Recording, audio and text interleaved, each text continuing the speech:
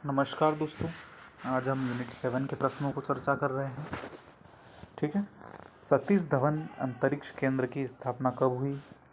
तो Satish Dhawan space centre जो है ये आपका श्रीहरिकोटा में है। इसकी स्थापना 1971 में की गई। इसके बारे में हम एक और फैक्ट को देखें तो हम पाएंगे कि पुलिकट झील जो है वह सतीश धवन अंतरिक्ष केंद्र के ठीक पास में मौजूद है। ठीक है। इसरो द्वारा सूर्य के अवलोकन हेतु कौन सा उपग्रह भेजा जाएगा? तो नाम से ही स्पष्ट है, सूर्य के अवलोकन के लिए आदित्य L1 को भेजा जाएगा। ठीक है। L1 का मतलब होता है लैग्रेंजियन पॉइंट 1। लैग्रेंजियन पॉइंट किसी भी ग्रह के आसपास एक ऐसी स्थान होता है जहाँ पर मानव के रहने के अनुकूल परिस्थितियाँ मौजूद होती है, जैसे वायुमंडल का होना, जल का होना, है ना, तापमान का संतुलित होना। तो ये सब चीज़ें जो है जहाँ होती है उसको लैग्रेंजियन पॉइंट कहा जाता है। ठीक है। IRNSS को किस अन्य नाम से जाना जाता है? तो Indian regional navigation satellite system जो है इसको नाविक के नाम से जाना जाता है। ठीक है। भारतीय क्षेत्रीय उपग्रहणोहन प्रणाली जो है इसको भारतीय मछुआरों को समर्पित करते हुए माननीय प्रधानमंत्री जी ने नाविक का नाम दिया है। ठीक है। इसको नाविक इसलिए कहा है कि जब नाविक मछलियाँ पकड़ने के लिए समुद्र में जाते थे तो अधिक दूरी तक जाने की वजह से वो फिर अपना रास्ता भटक जाते थे, फिर वो वापस आने के लिए अपना रास्ता नहीं ढूंढ पाते थे। तो इस उपग्रह की सहायता से उनको नौवहन में आसानी होगी। ठीक है। भारतीय रिमोट सेंसिंग प्रणाली एक नोडल एजेंसी है। तो भारतीय रिमोट सेंसिंग प्रणाली के लिए नोडल एजेंसी जो है वह आपका अंतरिक्ष विभाग है। ठीक है। कार्बन रेखा क्या है? कार्बन रेखा की ऊंचाई समुद्र तल से कितनी है? तो मान लीजिए समुद्र तल है, यहाँ से 100 किलोमीटर का जो ऊंचा क्षेत्र होगा वह आपकी कार्बन रेखा होती है, और कार्बन रेखा से ऊपर का जो जो क्षेत्र होता है उसको आप अंतरिक्ष कहते हैं। ठीक है। तो कार्बन रेखा 100 किलोमीटर का एक ऐसा क्षेत्र है जिससे नीचे का क्षेत्र वायुमंडल कहलाता है और ऊपर का जो क्षेत्र है वह अंतरिक्ष कहलाता है। ठीक है। अब आपको कॉप सम्मेलन के स्थानों के बारे में बताना है। तो असत्य नहीं है, असत्य नहीं है का मतलब होता है सत्य कौन सा है। ठीक है। असत्य नहीं है का मतलब हुआ कि सत्य कौन सा है। अब आप क्या करते हैं कि आपको कॉप 1, 3 और बहुत सारी चीज़ें ऐसा रहता है कि पास्ट की नहीं पता होती है कि पुराने सम्मेलन कहाँ हुए। लेकिन ऐसे प्रश्नों में फ़ायदा ये है कि अगर आप करेंट भी पढ़े होंगे, अगर आपने कॉप 26 और 27 को भी देख रखा होगा तो आप इस प्रश्न के सही उत्तर तक पहुंच सकते हैं। कैसे? जैसा अगर आपको पता होगा कि कॉप 26 ग्लासगो में हुआ था और कॉप 27 जो है शर्म अल शेख शहर में हुआ था। ठीक है। तो आपको सही बताना है और 4 में से एक बताना है, तो आप इसको सी उत्तर इसका सही लगा दीजिए। ठीक है। आपको 1 और 3 भले ही नहीं पता हो कहाँ हुआ, क्योंकि कॉप 26 जो है ग्लासगो में हुआ था और कॉप 27 जो है शर्म अल शेख शहर जो मिस्र का शहर है वहाँ हो रहा है। कॉप 28 दुबई में हो रहा है। ठीक है।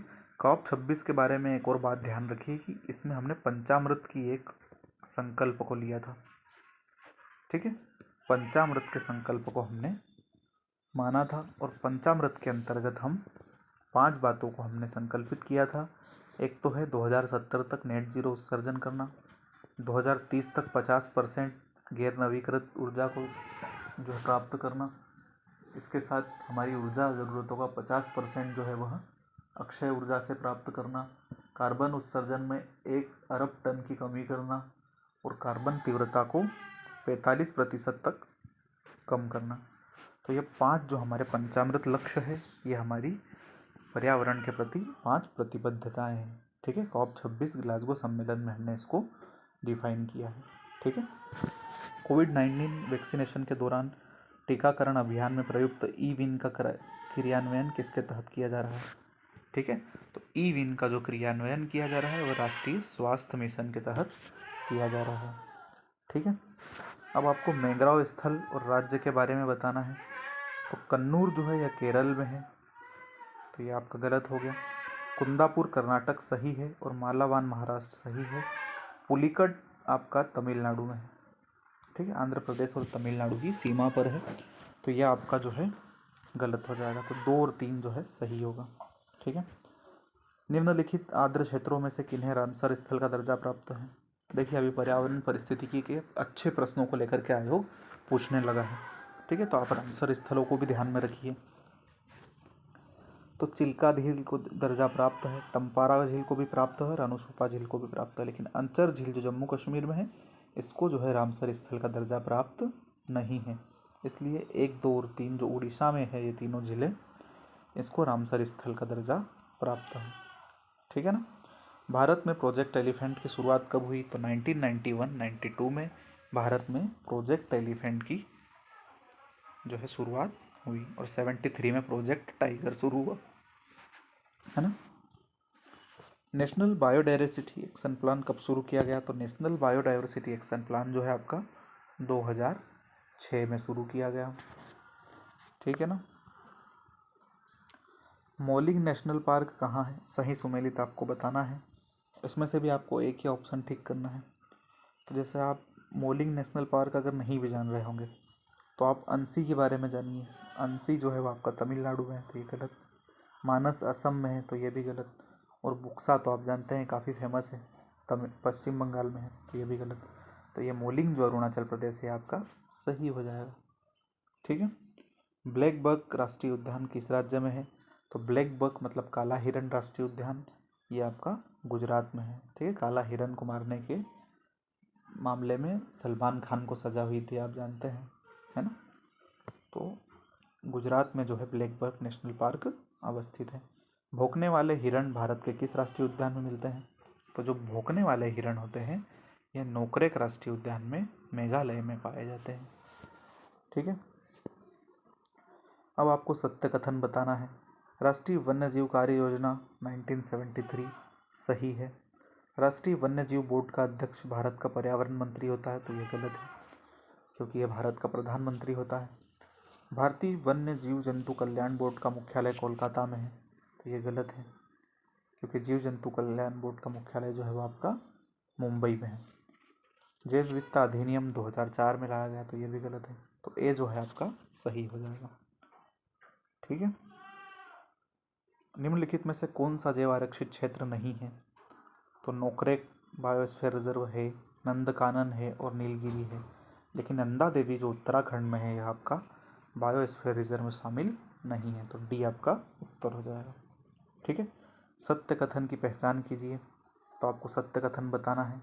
संख्या का पिरामिड कभी भी उल्टा नहीं बनता, तो ये गलत है क्योंकि संख्या का पिरामिड जो होता है वह उल्टा और सीधा दोनों बनता है, जबकि ऊर्जा का पिरामिड जो होता है वो हमेशा सीधा बनता है।